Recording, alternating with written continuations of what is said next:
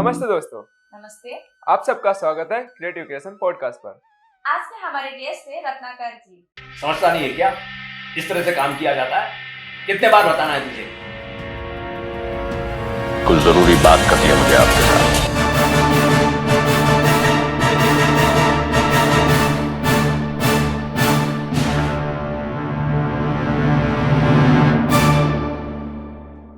आपका स्वागत है सर हमारे इस क्रिएटिव क्रिएशन के पॉडकास्ट पर। आप यहाँ पे आए, हमें बहुत अच्छा लगा और आज के हमारे ऑडियंस को आपकी स्टोरी जान के बहुत मजा आएगा। सर आप अपने बारे में कुछ बता सके तो।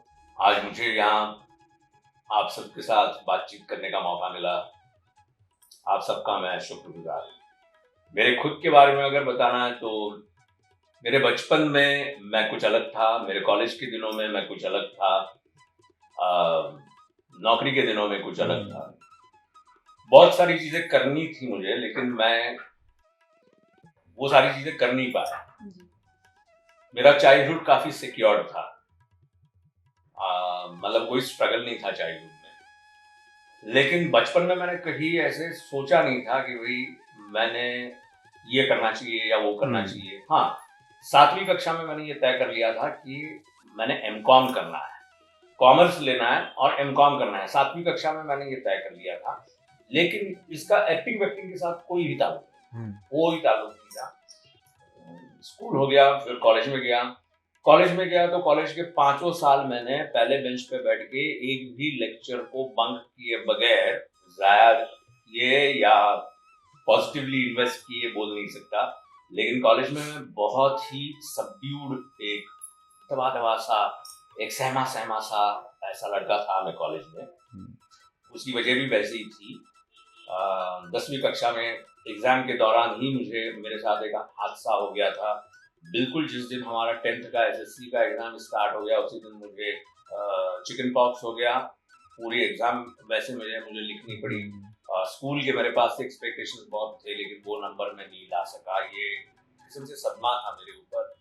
तो कॉलेज में मैं बहुत सहमा सा था। कुछ नहीं किया कॉलेज में। हालांकि हमारे कॉलेज में भी ज़्यादातर कोई एक्टिविटी थी नहीं। बाद में TY एग्ज़ाम होने के बाद 10वें दिन मुझे SBC कोऑपरेटिव बैंक में जॉब मिल गया, टेम्पररी क्लर्क करके मैं ज्वाइन किया। कॉलेज में जब था तो एक बात थी कि मेरी आवाज़ बहुत पतली थी और मेरे सारे दोस्त मेरा मजाक उड़ा देते थे। मेरी आवाज़ की वजह से मेरा मजाक उड़ाते थे और इसकी लड़की की आवाज़ है करके। लेकिन ये बात मेरे ऊपर, जब आप बोलते हो पर्सनालिटी, एज अ पर्सनालिटी, मेरे ऊपर ये बात काफी गहरा असर कर रही थी। मैं डिप्रेशन नहीं कहूंगा, लेकिन एक सीवियर इंफीरियरिटी कॉम्प्लेक्स हो रहा है क्या, ऐसे मुझे लग रहा था। TY हो गया, जॉब मिल गया, तो मैंने सोचा चलो नया माहौल है, नए लोग हैं, एक नई शुरुआत है। शुरू हो गया और 20 साल की उम्र में मैं कमाने स्टार्ट किया था, तो वो भी एक अलग सा फीलिंग होता है। तो वहां पे भी 1.5 महीने के बाद यही सब बातें सुनने में आने लगी। लड़का है ना, उसकी आवाज सुन लिया, लड़की को माफी बात करता है। तो वो झटका बैठा मुझे। अच्छा अब करे क्या? यहाँ पे भी वही चर्चे शुरू हो जाएंगे। मेरे साथ मेरे चचेरे भाई जो मुझसे 4 महीने से छोटे हैं जी, उन्होंने ज्वाइन किया था मेरे ही साथ। हम दोनों 1 जून 1982 को ज्वाइन किए उसी बैंक में।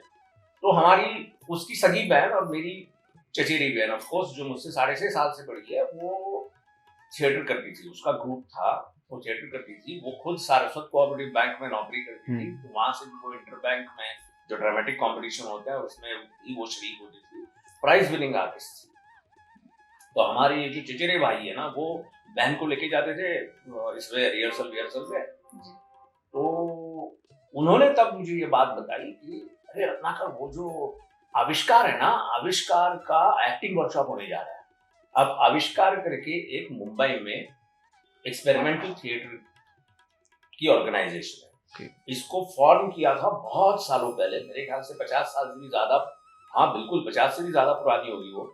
सुलभा देशपांडे, अरविंद देशपांडे, जयदेव हटंगड़ी, रोहिणी हटंगड़ी, इन्होंने इस ऑर्गेनाइजेशन को फॉर्म किया था।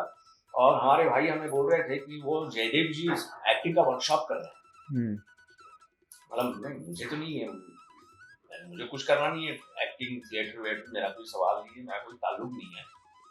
तो वो जिद पे अड़े रहे और हम दोनों जाके, जयदेव जी खुद इंटरव्यू लेने वाले थे, 140 लोगों के इंटरव्यू लेकर उसमें से सिर्फ 35 लोगों को सिलेक्ट करने वाले थे। पता नहीं क्या था, मैं और हमारे भाई दोनों सिलेक्ट हो गए। अच्छा। 8 सैटरडे 8 संडे, 3-3 घंटे, बोले तो 16 दिन हो गए, 16 दिन 3 घंटे बोले तो 48 घंटे हो गए। 48 घंटों में जो कुछ जयदेव जी ने हमें सिखाया, पहले दिन उन्होंने बोला कि भाई हम एक्टिंग नहीं सिखाएंगे, कोई भी अगर एक्टिंग सीखने को दिमाग में रख के यहाँ पे आया तो दरवाजा वहां पे आप जा सकते, एक्टिंग सिखाई नहीं जा सकती। मैं बस एक्टिंग से जुड़े हुए जो फाइनल पॉइंट्स होते हैं वो आप सबको सिखाऊंगा। आपको उसका मीडियम ऑफ इंस्ट्रक्शन मराठी था, सबके सब मराठी लोग थे, जयदेव जी भी मराठी में सिखा रहे थे। तो जो चीजें उन्होंने वहां पे सिखाई, उन्होंने बोला कि जो फाइनल पॉइंट से सिखाऊंगा, मतलब स्टेज पर आप खड़े हो, सामने ऑडियंस है, इस कोने में खड़े हो तो कैसे खड़े रहोगे, यहां से आपको मूवमेंट लेना है तो कौन सा पैर पहले आगे बढ़ेगा, बाया पड़ना चाहिए। यहां से अगर आपको हाथों का इस्तेमाल करना है तो बाएं हाथ का इस्तेमाल होगा, यू नहीं होगा, यूं होगा।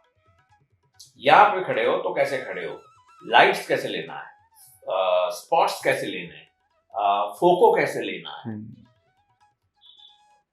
अपने को आर्टिस्ट को और उसकी बॉडी को रिस्पेक्ट कैसे करना है, जी। बाद में ऑडियंस को किस लेवल पे देखना है। ऑडियंस को लगना चाहिए कि मेरी तरफ देख रहा है, लेकिन डायरेक्टली आई कांटेक्ट भी नहीं है। जी। किस लेवल पे आपको ऑडियंस को देखना चाहिए। फिर जब पॉज वर्कआउट क्या होता है, लुक वर्कआउट क्या होता है, तब लुक वर्कआउट में आपकी नजर कैसे जानी चाहिए, उसमें वो ऐसे नहीं होनी चाहिए, कहीं ऐसे की ऐसी होनी चाहिए कि आपसे मैं बात कर रहा हूं और बाद में मेरे को इन पर फोकस करना है और बड़ा इंटेंस सीन है लेकिन पॉज भी है, तो मेरी नजर जाकर यूं जानी चाहिए। वो जाते समय लड़खड़ाई तो खत्म, एटलीस्ट पहले 5-6 रो में के लोगों को पता चलेगा ये लड़खड़ा रहा है। ये जो चीज है ना, ये सारी चीजें जयदेव जी ने सिखाई। और सबसे important diction, voice modulation, dialogue delivery, ये सारी चीजें जयदेव जी ने सिखाई। ये पूरी तरह से मैंने बताया ना, मोहर सी यहाँ पे और यहाँ पे। इसके बावजूद मुझे थिएटर करना नहीं था। लास्ट एक्सरसाइज जयदेव जी का रहता था इम्प्रोवाइजेशन। 35 लोग थे, 7-7 लोगों के 5 ग्रुप बनाए थे और सबको एक टॉपिक दिया था और 5 मिनट के अंदर हर ग्रुप ने उसको प्रेजेंट करना है और हर एक का बाद में क्रिटिकल एनालिसिस किया था जयदेव जी ने। हमारे ग्रुप के क्रिटिकल एनालिसिस में जयदेव जी ने बोला था, आप मेरी तरफ उंगली करें, आप थिएटर वेटर एक्टिंग वैक्टिंग सब भूल जाइए, क्योंकि मैं 5 फुट के फासले पे बैठा हूं आपसे, आप क्या बात कर रहे हो यहाँ पे मैं सुन नहीं सकता था, मैं समझ नहीं पा रहा था, इतने आप चबा के बात कर रहे हो।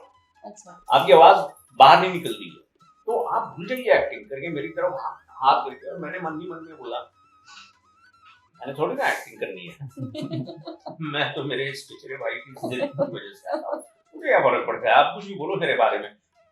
ये मेरा अंदर ही अंदर अपने साथ ही रिस्पॉन्स था। बाद में ये हुआ कि हमारे बैंक में ये एक अनंत अमेम्बल करके एक शख्सियत हमारे बैंक में थी। पता नहीं उनको मेरे ऊपर शायद जरूरत से ज्यादा भरोसा था। उनको हमेशा ये लगता था कि मैं एक्टिंग कर सकता हूँ, उनको हमेशा ये लगता था कि मुझ में वो स्पार्क है एक्टिंग का, और उस स्पार्क से मैं खुद कभी रूबरू नहीं हुआ था। इसके बावजूद अनंत हमेशा मुझे ये कहता था कि नहीं। और अनंत ने हमारे बैंक में एक गैदरिंग ऑर्गेनाइज किया 26 जनवरी 1985 को, और वो किए थे हम लोग महात्मा गांधी स्विमिंग पूल पे। तो उसमें उसने मुझे 3 अलग अलग रोल दिए थे एक प्ले में, तो वो मैंने किए। और इसके बाद 1985 में मेरे साथ एक डिवाइन कोइंसिडेंस हुआ, जिसकी वजह से theatre happened to me. But it so happened that one of my clients in the bank was a face reader. और वो उनका खुद का बिजनेस मेरे साथ डिस्कस कर रहे थे, और डिस्कस करते करते उनकी नजर एकदम बदल गई और बड़ी डीप आवाज में मुझे मराठी में बात कर रहे थे, बोले मला तुम्हाला काहीतरी सांगायचं। तो मैंने बोला कि मेरा विश्वास नहीं है, कृपया मुझे मत बताइए, और अगर बताना है तो सब कुछ बताइए। तो उन्होंने बहुत सारी चीजें बताई, उसमें से पहली 2 चीजें जो उन्होंने बताई मुझसे उन्होंने कहा कि आप लिखिए, स्टोरीज लिखिए, आपकी लिखी हुई कहानी छप के आए। मराठी में बोलते हैं ना, वो रिटर्न करके उसको साभार परत बोलते हैं, return with thanks, we can't publish your story, लेकिन आपकी छप के आएगी। और तुरंत दूसरी बात उन्होंने मुझे बताई कि एक्टिंग क्यों नहीं कर रहे? एक्टिंग में? हाँ, ऑफ कोर्स कॉन्वर्सेशन मराठी में चल रहा था। बोला मैं एक्टिंग? हाँ बिल्कुल, आपके चेहरे पे लिखा है। वो फेस रीडर थे बेसिकली, मैंने ये कहना चाहिए। वो पानिस्ट्री जानते थे, हस्त सामुद्रिक जानते थे, ज्योतिष जानते थे, और फेस रीडिंग जानते थे, चेहरा देख के। इसीलिए मेरे साथ बात कर रहे थे, और क्या उनका चल रहा था पता नहीं, उनकी नजर बदल गई, बस देखते रहे मेरी तरफ। और बाद में उन्होंने कहा कि मैं तुमसे कुछ कहना चाहता हूँ। मैंने उन्हें रोका, लेकिन उसके बावजूद वो बोले नहीं, मुझे जो दिख रहा है वो सब अच्छा दिख रहा है, मैं बताऊं। उन्होंने मुझसे कहा कि एक्टिंग कीजिए। बड़ा एक्टिंग मैं नहीं कर सकता, और मैं तो यकीन भी नहीं करता कि भाई ये एक्टिंग वैक्टिंग ये सब। हाँ, थिएटर में जाके फिल्में देखना बात अलग है, क्योंकि मैं थिएटर में जाके नाटक नहीं देखता था, मैं प्ले नहीं देखता था, थिएटर में जाके फिल्म देखता था। फिल्में देखना बहुत दिलचस्पी थी, फिल्में देखने में। तो उन्होंने मुझे कहा कि नहीं, आप एक्टिंग कीजिए, आपके चेहरे पे लिखा है। रंगमंच पर आपको पब्लिसिटी बहुत है, आप एक्टिंग कीजिए। और यकीन नहीं मानोगे, 6 महीने के भीतर मेरे ही ब्रांच पे मेरे ही एक कस्टमर आए थे वहां पे। वो कुछ उनके दोस्त के साथ थिएटर के बारे में बात कर रहे थे, और मैंने यूं ही उनसे पूछा कि आप ये नाटक के बारे में कुछ बात कर रहे थे, क्या है? बड़ा इंटरेस्ट है आपको? मेरा एक पुराना नाटक मैं आज रिवाइव कर रहा हूँ, शिवाजी मंदिर में 5 बजे आ जाइए, हमारा मुहूर्त है आज। मेस्मराइज होकर मैंने हाँ बोल दिया। मैं सीधा वहां पे गया 5 बजे, शिवाजी मंदिर दादर में प्लाजा के सामने। और वहां पे उन्होंने एक उनके डायरेक्टर थे जो उस प्ले को डायरेक्ट करने वाले थे, उनके साथ मेरी मुलाकात करा दी। क्योंकि मैंने देखा कि बहुत सारे लोग आके वो जो बुजुर्ग से जनाब थे उनके पैर पांव छू रहे थे।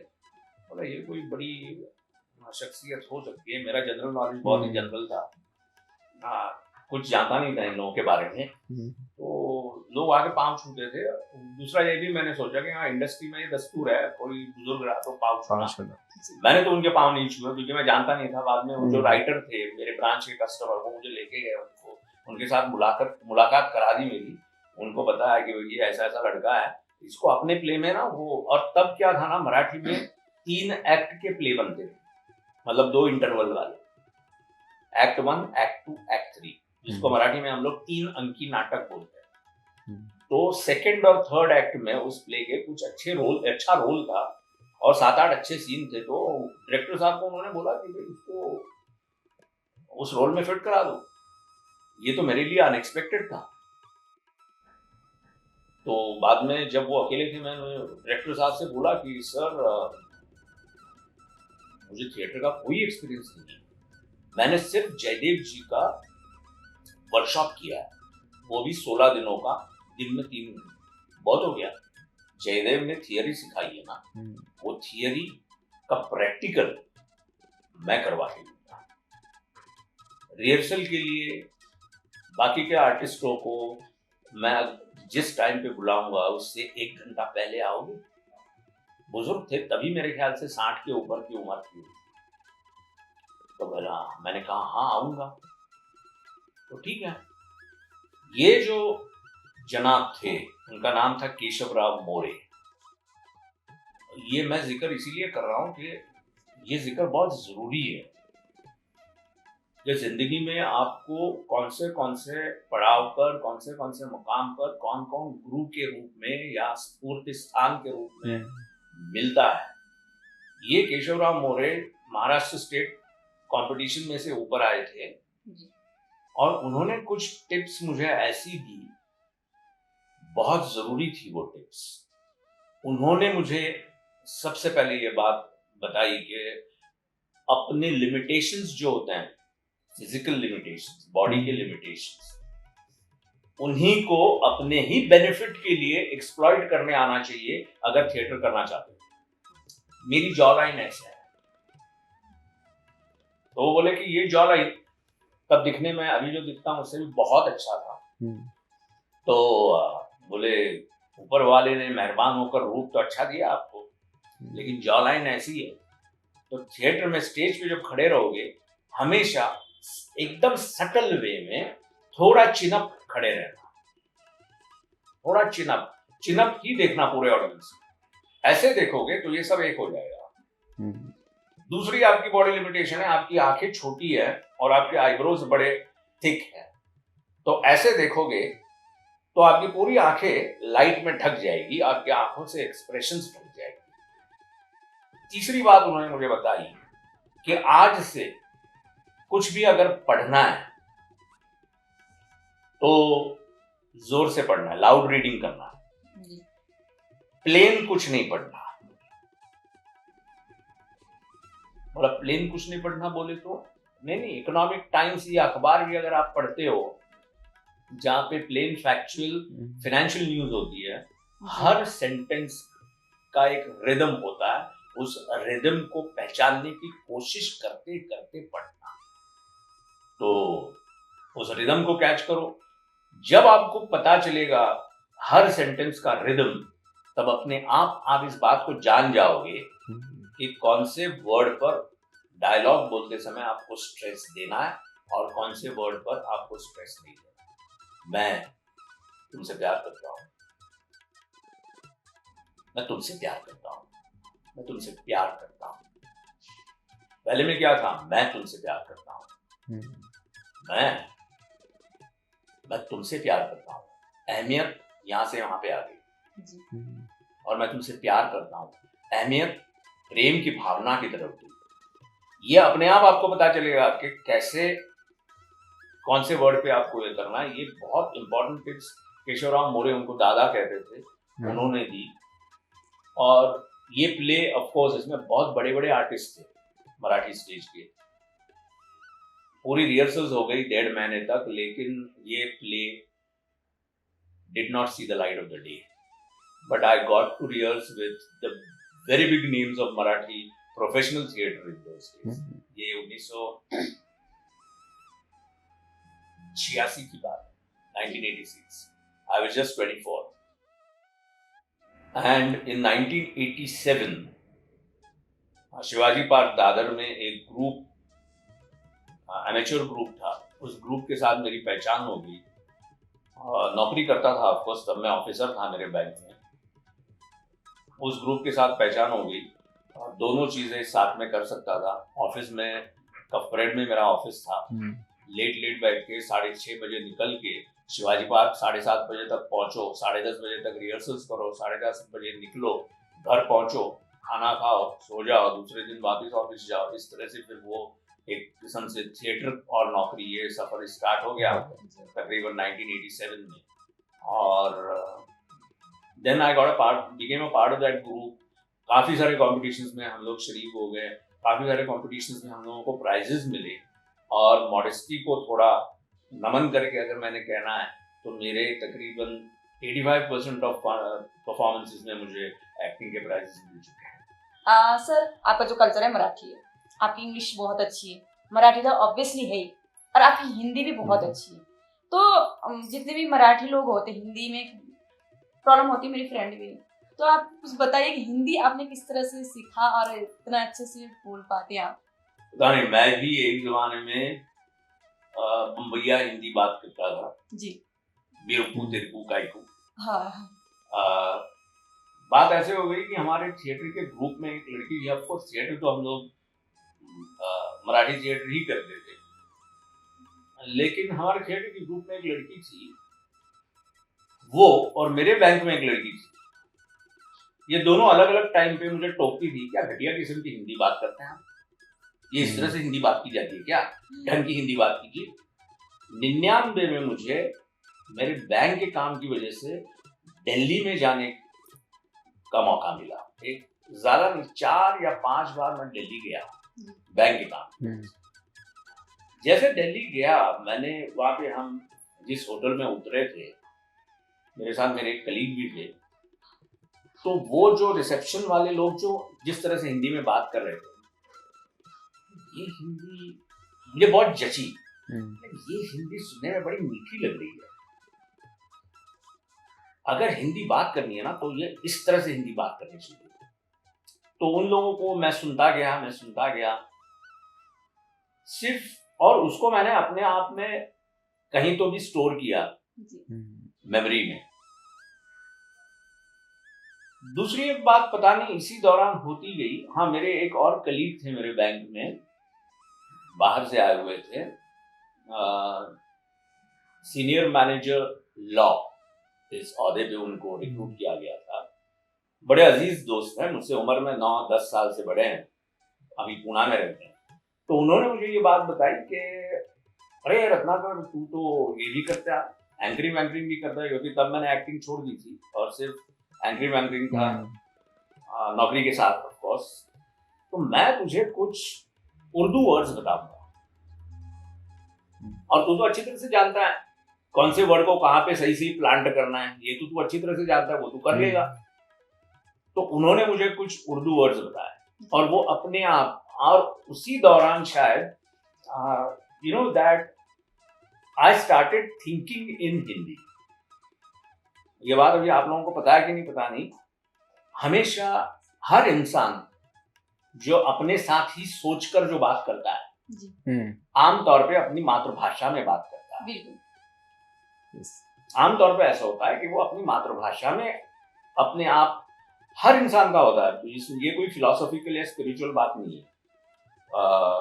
पर्टिकुलरली डिफिकल्ट मोमेंट्स हो या वेरी हैप्पी मोमेंट्स हो, सक्सेसफुल मोमेंट्स हो या फेलियर के मोमेंट्स हो, आदमी का एक कम्युनिकेशन चलता रहता है अपने साथ, वो बात करता रहता है अपने साथ। मेरे बारे में, मेरा मदर टंग मराठी होने के बावजूद, I don't know, but all of a sudden I realise that I am thinking in Hindi. और तब मैं सबकॉन्शियसली, अगर हिंदी मैंने बात करनी है तो वो करेक्ट ही करनी है, वो सही करनी है, वो ग्रामेटिकली करेक्ट होना जरूरी है। दूसरी बात ये हो गई ना कि बैंक में मैं जब नौकरी करता था तब हर साल कोऑपरेटिव बैंकों में आरबीआई के इंस्पेक्टर आते हैं और आरबीआई के ऑफिसर्स को as a part of their internal directives राष्ट्रभाषा प्रचार और प्रसार, ये एक उनकी जिम्मेदारी होती है। तो वो ज्यादातर आरबीआई के ऑफिसर्स, बड़े बड़े टॉप पोजीशन के ऑफिसर्स इंस्पेक्शन के लिए आते थे। They used to speak in Hindi and they used to speak in correct Hindi. भले फिर वो उड़ीसा से हो, फिर वो आसाम से हो, या फिर वो पंजाब से हो या उत्तर प्रदेश से हो, तो उनकी हिंदी साफ सुथरी होनी, इट इज एक्सपेक्टेड। लेकिन the other parts of the country वो भी शुद्ध हिंदी में बात करते, तो उनके साथ में हिंदी में इंटरेक्ट करता था। इस तरह से वो हिंदी बदल गया। और मैं इस बात पे पूरी तरह से यकीन करता हूँ, जिस भाषा में बात करते हो उस भाषा के सही रिदम को पकड़ो, उस भाषा के सही ताल को पकड़ो और उस तरह से उस भाषा को आप बोलते जाओ, तो वो लोगों को भी कन्विंसिंग लगेगा। जी सर, कुछ मेरे दिमाग में है, ऐसे पूछना चाहती हूँ, if you don't mind sir. मैं आपके लुक को लेके बात करना चाहती हूँ। मैंने काफ़ी सीरियलों में आपको देखा है, हमेशा एक ही लुक देखती हूँ मोस्टली, वो है आपका है जो ये आपका लुक है। क्या बचपन से आप ऐसे ही लुक रखना चाह रहे थे या इंडस्ट्री में आने के बाद आपने ये लुक रखना शुरू किया? ये कैसा? मेरे बहुत ही घने गहरे बाल थे जी, और हाँ, वो स्ट्रेस की वजह से हो, बहुत कम उम्र में कॉर्पोरेट लेवल पर जो रिस्पॉन्सिबिलिटीज आई थी उस वजह से हो, सफेद बहुत जल्दी हो रहे थे। मतलब I think I started greying in my late 20s itself और अर्ली 30s। तो मेहंदी लगाता था, मैंने डाई नहीं किए बाल कभी भी, लेकिन मुझे एक शौक था तभी भी, जब बड़े घने गहरे बाल थे तभी मुझे एक शौक था, बीच बीच में मिलिट्री कट करता था। अच्छा। वो साइड से हम्म, कटवा के हम्म। मिलिट्री वाले जी लोग वाला। क्या वैसे करता था और वापस बढ़ाता था। तो एक बार ऐसे हुआ कि 2013 मार्च में, जी। अभी उसको 10.25 साल हो गए, गया सलून में, उसको बोला अरे यार तेरा मशीन निकाल, 0 नंबर चला दे। 0 नंबर चलाया उसने और मैं बैठा था, वो कपड़ा वपड़ा बांध के बैठाते हैं ना, हाँ। मशीन चला रहा है और जब मशीन चलता है तो अच्छा लगता है, इट्स वेरी कूलिंग इम्पैक्ट। तो थोड़ी झपकी भी आ रही थी, वो रुक गया तो मैं जाग गया और शीशे में देखा, अरे यार ये क्या हो गया,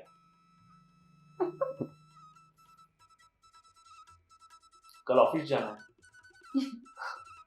ऐसे ये लुक बन गया था 12 मार्च 2013। जी।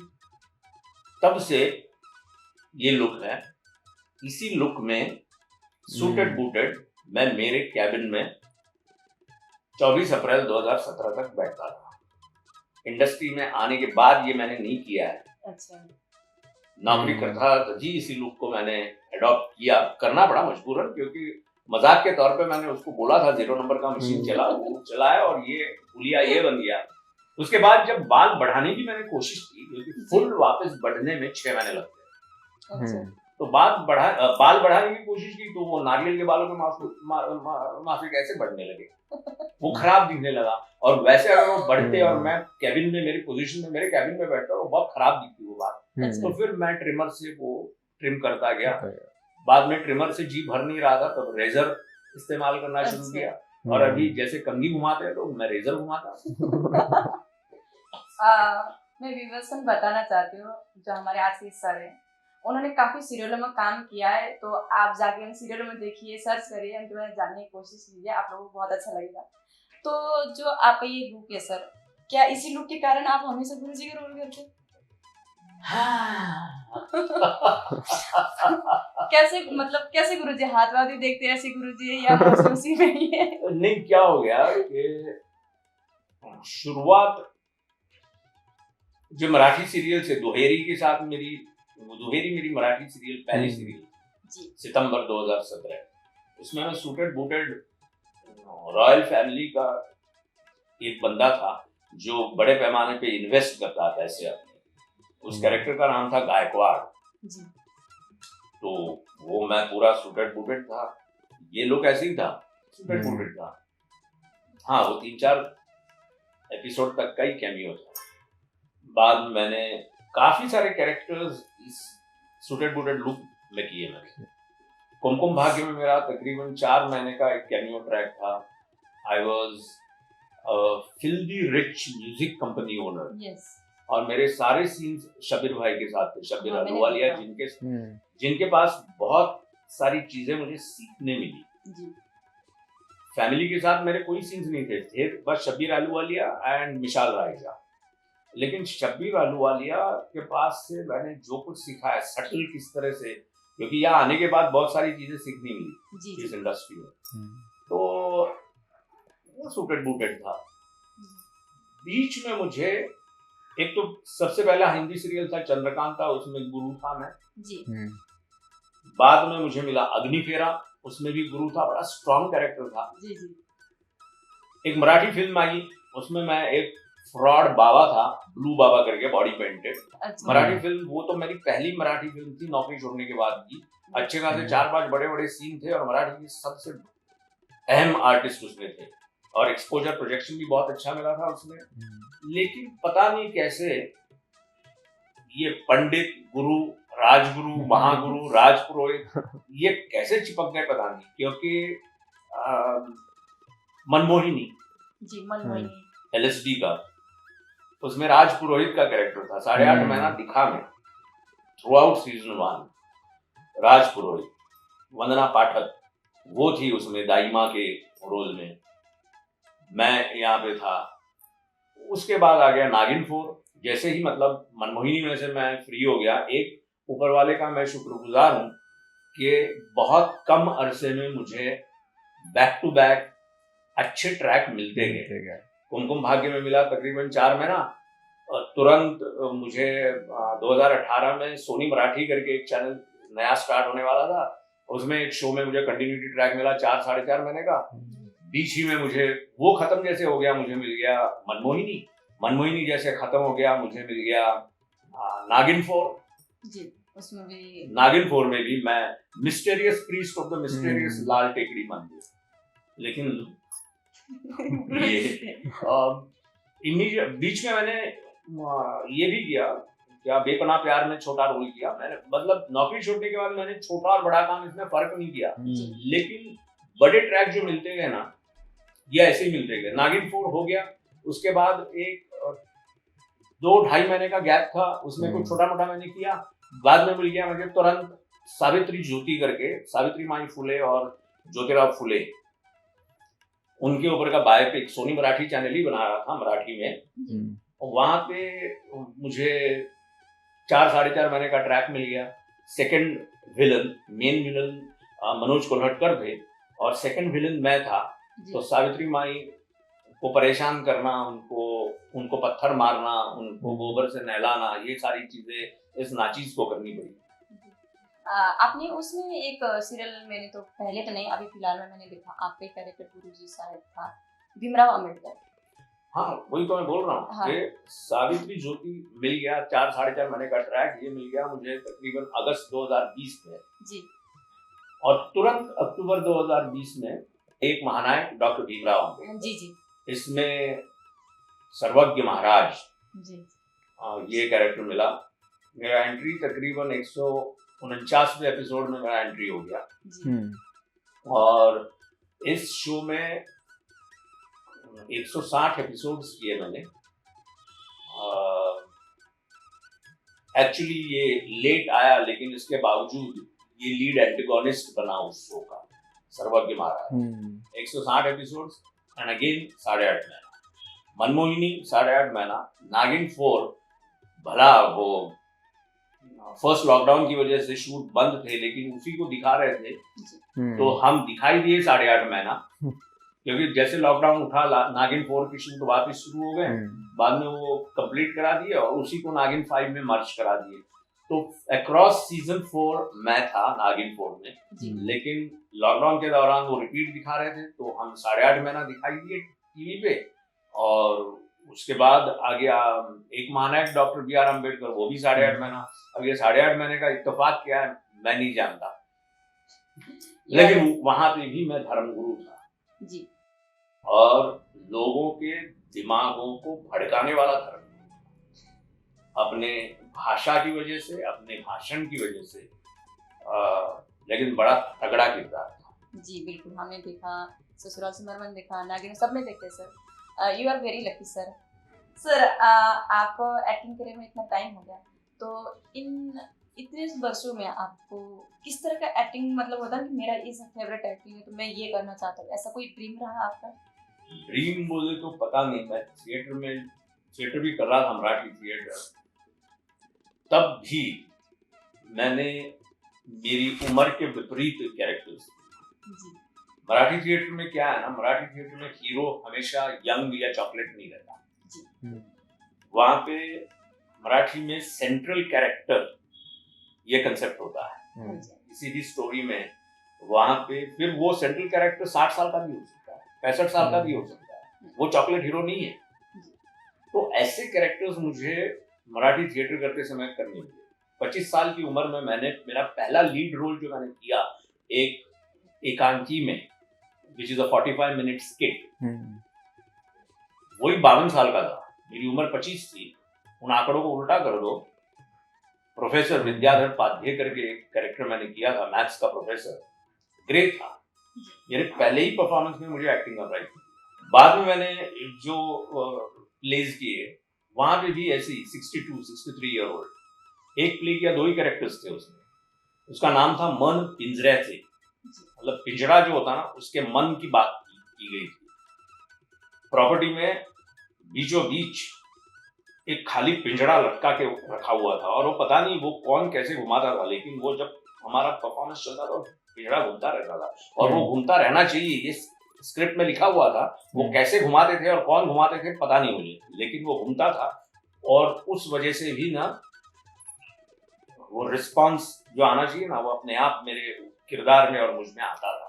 जी तो I was 27 and I was playing a character of 62, 63. That also was great. और उसके हम लोगों ने 7 शो किए, 7 में से 6 में मुझे एक्टिंग की प्राइजेस मिले। और जिसमें नहीं मिला वहां पे हम लोगों को सेटिंग का, प्रॉपर्टी का गोल्ड मेडल मिला। मतलब खाली हाथ नहीं है। तो ग्रे कैरेक्टर्स के बारे में बहुत बेइंतहा मोहब्बत है। ग्रे कैरेक्टर्स के बारे में मैं आउट एंड आउट विलन नहीं कहूंगा, विलन करने में बहुत अच्छा लगता है, लेकिन उससे भी ग्रे कैरेक्टर्स जो है वो अभी भी मतलब सीरियल्स के दौरान भी अगर मुझे करने मिले ग्रे तो बहुत खुशी होगी। सर आपने यहाँ पे मोहब्बत की बात की, तो आप ये बताइए आपकी शादी हुई है नहीं?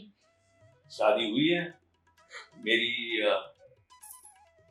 वाइफ है एक ही इकलौती, और मेरी बेटी है, तो शादी हो चुकी है। अच्छा सर आपका करियर 34 इयर्स के था बैंकिंग में।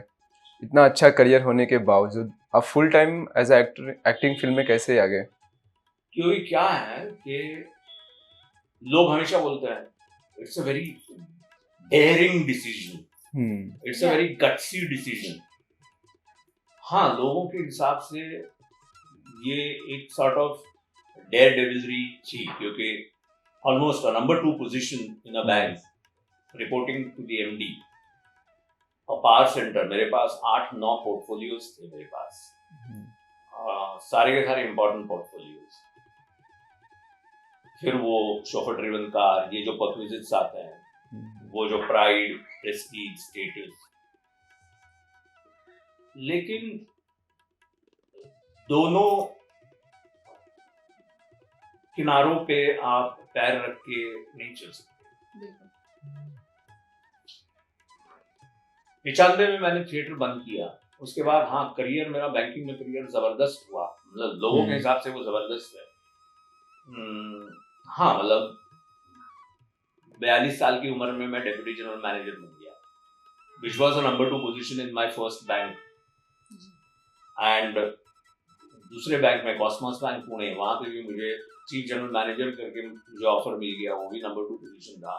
लेकिन 22 साल 1995 में थिएटर बंद करने के बाद 2017 एक किस्म से हाँ सब कुछ ठीक था, जिंदगी अच्छी खासी चल रही थी, पोजीशन, प्राइड, प्रेस्टीज, स्टेटस सब कुछ था, लेकिन एक क्रिएटिव सेटिस्फैक्शन के लिए जो तड़प होती है ना, वो तड़प अंदर से खाती जाती है, जिसको अंग्रेजी में क्रेविंग फॉर क्रिएटिव सेटिस्फैक्शन कहते हैं। और उस वजह से एक घुटन महसूस होती थी, हमेशा एक एहसास होता रहता था, अरे यार मैं क्या कर रहा हूँ, मैं क्या कर रहा हूँ, मैं गलत जगह पे हूँ। लेकिन वो छोड़ के जाने की डेयरिंग नहीं हो रही थी, शायद फैमिली रिस्पॉन्सिबिलिटीज की वजह से। अरे फैमिली रिस्पॉन्सिबिलिटीज 2017 में नहीं थी, क्या थी, लेकिन एक इनर प्रोसेस चलता रहता है कि मैंने कहाँ तक करना है, कब तक करना है। तो एक फैसला मैंने अंदर से कर लिया था कि 55 साल at least I should draw line at the age of 55। मैंने रोक लगानी है मेरे इस करियर को। और फिर 2017 में मैंने 55 साल की उम्र में ये किया, और इसीलिए किया कि अगर एक्टिंग में मुझे जाना है वापस, जिसको मैं वापस मैके आना कहता हूँ, ये मेरा मैका है, तो वहां पे मुझे फुल्ली फोकस्ड रहना ही जरूरी है। मतलब मैं एक्टिंग करूं और कुछ एक जॉब उसके बावजूद चालू रखूं, तो I will not be doing justice to this, I will not be doing justice to that also, and that is the reason full fledged acting मैं कोई भी साइड बिजनेस नहीं कर रहा हूं।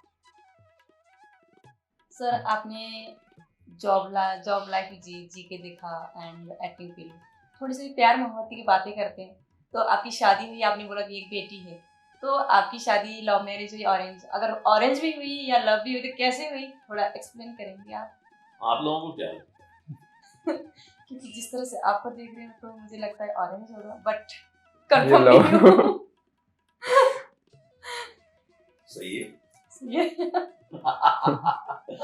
हमारे रिश्तेदार मतलब मेरे चाचा वगैरह जो थे ना, उन लोगों को बड़ा भरसक यकीन था कि रत्नाकर लव मैरिज करेगा। अच्छा। मेरी अरेंज मैरिज हो गई, और अरेंज भी तो कैसे, जिस लड़की को जो वो दिखाई होती है ना, वो देखते हैं। मराठी फैमिलीज में ज्यादातर होता है कि जब अलायंस कैसे आता है तो कहीं ना कहीं रिश्तेदार होते हैं, पहचान वाले होते हैं, हाँ, उनमें से वैसे समझता है कि हाँ वो फलाने फलाने फैमिली में वो लड़का है, वो हाँ। उसकी वो मतलब he is of marriageable age. So the girl's parents go to his house with a photograph and the kundli of the girl Yes, and all, yes. and they talk to his parents. तो हमारे सास और ससुर आए थे हमारे घर पे, हमारी वाइफ की फोटो और उसकी कुंडली कुंडली लेके, और मैं गया था उस दिन ट्रॉफी कलेक्ट करने के लिए। अच्छा।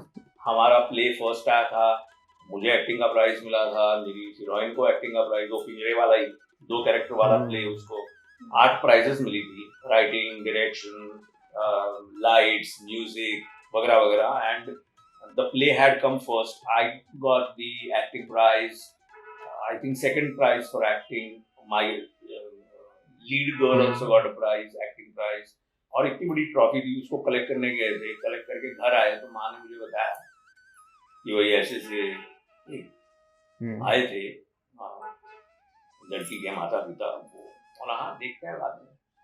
तो बाद में मैंने वो उनको बोल दिया माता जी को, फोटो देके बगैर कि आप भेज दीजिए वो हॉरोस्कोप मैच होता है कि नहीं देखने के लिए। तो उन्होंने भेज दिया, वो मैच हो गया। उसके बाद वो लड़की वाले लड़के वाले मिलते हैं और दोनों एक दूसरे को देखते हैं और फिर फैसला करते हैं कि इसके साथ शादी करनी है कि नहीं है। तो वो हो गया। तो मैंने पहली जिस लड़की को देखा जी, उसी लड़की के साथ मैंने शादी। मतलब इन बीच में आपको कोई ऐसा प्यार व्यार जैसे होता है आज के टाइम में हमारा लड़की नहीं, ये नहीं ऐसा हुआ कुछ- आपको? ऐसा कुछ नहीं हुआ। मतलब बड़ा सिंपल, हाँ बिल्कुल सिंपल। इतना नहीं, मतलब- एंटरटेनमेंट होने के बाद भी आप इतना सिंपल शादी। एंटरटेनमेंट हाँ बिल्कुल, लेकिन ये प्यार वाली बात तो नहीं हो पाई, पता नहीं वो उन लड़कियों की बदनसीबी है मैं कहूँगा।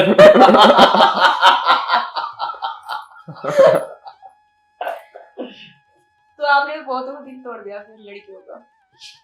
They are responsible for it, not me. Sir आप एक्टिंग को कैसे एक्सप्लेन करेंगे आपके हिसाब से? एक्टिंग को आप कैसे डिस्क्राइब Describe करोगे? पता नहीं, मैं अगर कुछ जवाब दूं तो दर्शकों को वो अच्छा लगे ना लगे, लेकिन जो बात जयदेव जी ने उनके वर्कशॉप के पहले ही दिन हम लोगों को बताई थी 1983 जुलाई में, एक्टिंग सिखाई नहीं जा सकती। हर इंसान एक्टिंग को लेकर ही जन्म लेता है। ये बात जयदेव जी ने कही थी और ये बिल्कुल सही है। और उन्होंने ये भी कहा था कि आप अपनी निजी जिंदगी में एक्टिंग को किस तरह से इस्तेमाल करते हो वो तय करता है कि आप प्रोफेशनल एक्टर बनोगे या आप कोई और फील्ड चूज करोगे। लेकिन आपने अगर कोई और फील्ड चूज भी किया तो भी आप एक्टिंग ही करते हो। जन्म से लेकर जिस कला को लेकर आप जन्मे हो उसको किसी अलग मायने में आप इस्तेमाल करते रहते हो। ये बात उन्होंने बताई। फॉर एग्जाम्पल उन्होंने कहा था कॉर्पोरेट लाइफ में जाओ, आपके सबऑर्डिनेट के साथ सुलूक करने का आपका तरीका अलग होता है जी। आप फोन पे किसी को, आपके सबऑर्डिनेट को फायर कर रहे हो और फिर फोन रख दिया, दूसरे सबऑर्डिनेट को सामने फायर कर रहे हो, समझता नहीं है क्या इस तरह से काम किया जाता है? कितने बार बताना है तुझे? समझ में नहीं आता तो नहीं समझे थे तो पहले बता देते थे आप। और फोन बजता है बॉस का, yes sir, yes sir, I do it sir, I know it sir, I will come to you sir. रख दिया।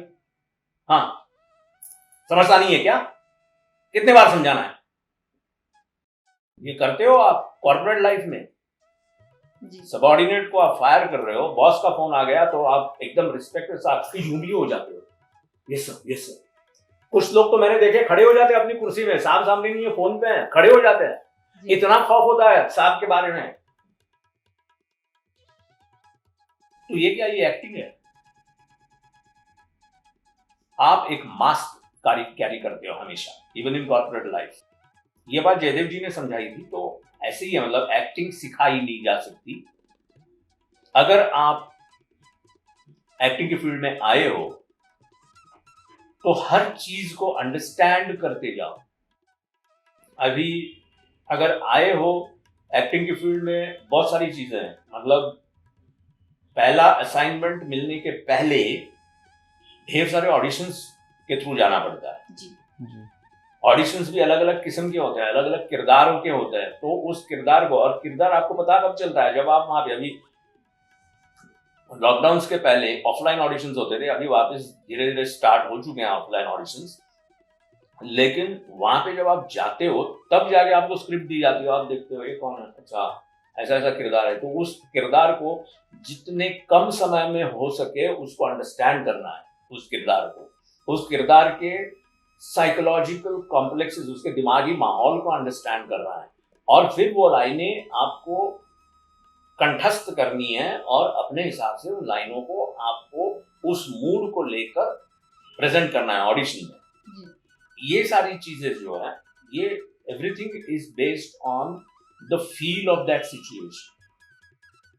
जब उस सिचुएशन का बैकग्राउंड, उस कैरेक्टर का बैकग्राउंड, उसका दिमागी माहौल, उस पर्टिकुलर सीन में उसका दिमागी माहौल, उसके साइकोलॉजिकल कॉम्प्लेक्सेस, ये समझकर जब आप उन लाइनों को कंठस्थ करते हो।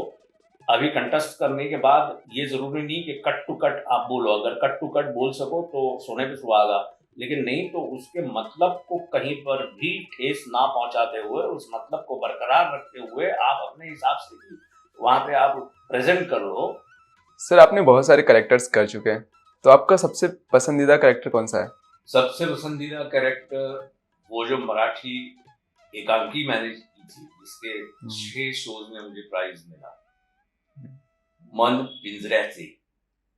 उसमें जो सेंट्रल कैरेक्टर था, अपनी प्रतिभा को खोया हुआ वो लेखक, 27 साल की उम्र में मैंने वो 62-63 साल के लीड कैरेक्टर का, लेकिन ग्रे कैरेक्टर का किरदार मैंने निभाया। वो सबसे पसंदीदा किरदार रह चुका है, और साथ ही साथ जो बहुत कम मिलता है, एक महानायक डॉक्टर B.R. अम्बेडकर, सर्वज्ञ महाराज, सर्वज्ञ को मेरी पूरी जिंदगी में नहीं भूल सकता मैं, कभी नहीं। सर किरदार से रियल लाइफ में कुछ फर्क पड़ता है? एक्चुअली देखने जाओ तो आजकल पता नहीं, मतलब मैंने जैसे आपको बताया कि I am not a trained actor except for one workshop in 1983। So I really don't know ये स्विच ऑन स्विच ऑफ, ये जो कंसेप्ट है ये अभी का या पुराना है, ये मुझे पता नहीं है। लेकिन थिएटर में ये बात, जब हम थिएटर करते थे, या जो जिस तरह से थिएटर हमने करते करते सीखा, तब एक बात वहां पे तब मराठी थिएटर में होती थी, अरे तो काय क्या कैरेक्टर मध्ये घुसलाय रे, किस तरह से वो घुस गया कैरेक्टर। लेकिन ये वाली चीज जब कैमरे के सामने आप परफॉर्म करते हो, भला वो टेलीविजन हो, वेब सीरीज हो या फिल्म हो, यहाँ पे मेरे ख्याल से स्विच ऑन स्विच ऑफ बहुत ज्यादा मायने रखता है। और ये हर इंडिविजुअल पे निर्भर करता है कि उस कैरेक्टर के शिकंजे से वो कितने जल्दी अपने आप को बाहर निकालता है। Again it's a question of switch on switch off. There are people, character बहुत जब अच्छा लगता है तब वो उसी के गिरफ्त में रहते हैं। थिएटर में ये वल्नरेबिलिटी बड़े पैमाने पे है कि जब आपको रिपीटेडली वो शोज करने होते हैं, भले शो के दौरान क्यों ना हो कि आप उस कैरेक्टर में घुसते हो, लेकिन उसका असर पड़ता है।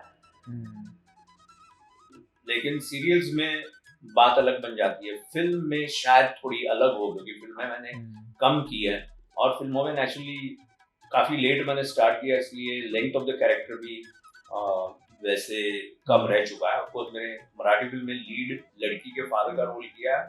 We are waiting for the release of that film, and that is again on women empowerment, and it's a very complex emotional character which I have played. Hmm.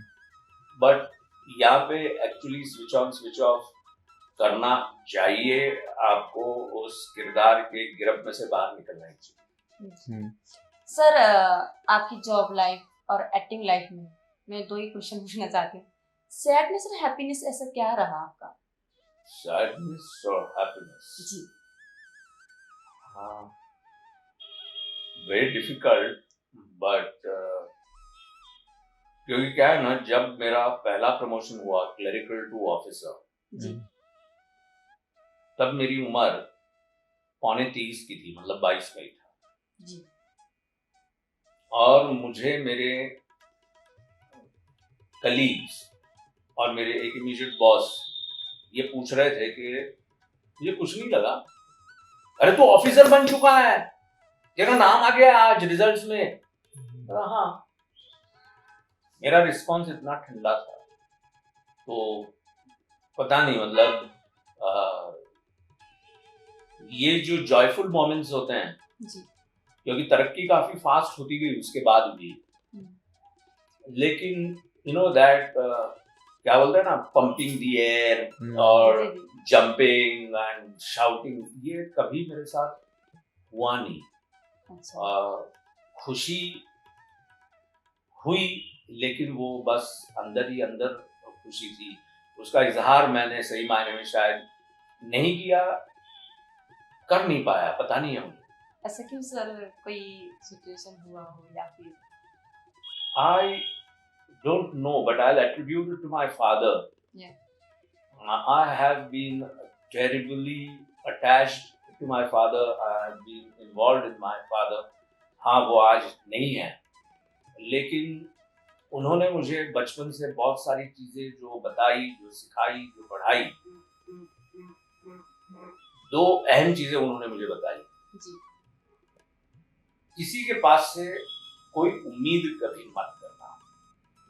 Marathi में उन्होंने मुझे बताया, कोणाकडूनही कसलीच अपेक्षा कधी ठेवू नकोस। अपेक्षाच ठेवली नाहीस तर अपेक्षाभंगाचं दुःख कधीही पदरात पडणार नाही। किसी के पास से अगर कोई उम्मीद ही ना रखो, तो उम्मीद मुकम्मल ना होने का दुख जो होता है, दर्द जो होता है, वो दर्द आप तक कभी पहुंचेगा ही नहीं। और दूसरी चीज उन्होंने ये सिखाई कि खुशी और दुख, खुशी से इतने भी बहक मत जाओ कि हवा में उड़ने लगो, और दुख से इतने भी तबाह कभी मत हो जाना कि वापस उठने की उम्मीद को ही खो जाओ।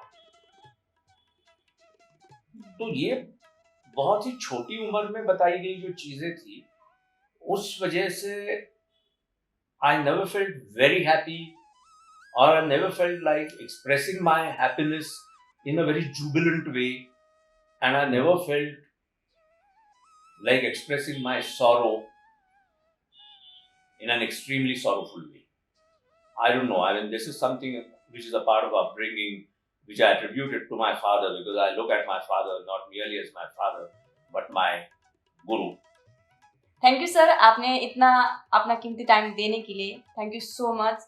एंड आज आप कुछ हमारे व्यूअर्स के लिए बता दीजिए ताकि उनको भी कुछ सीखने को मिले आपसे। मैं क्या बताऊं, मैं इतना भी बड़ा आदमी नहीं हूं कि किसी को कुछ बताऊं, लेकिन दोनों सिरे पे रह चुका हूं, जॉब, कॉर्पोरेट एंड एंटरटेनमेंट।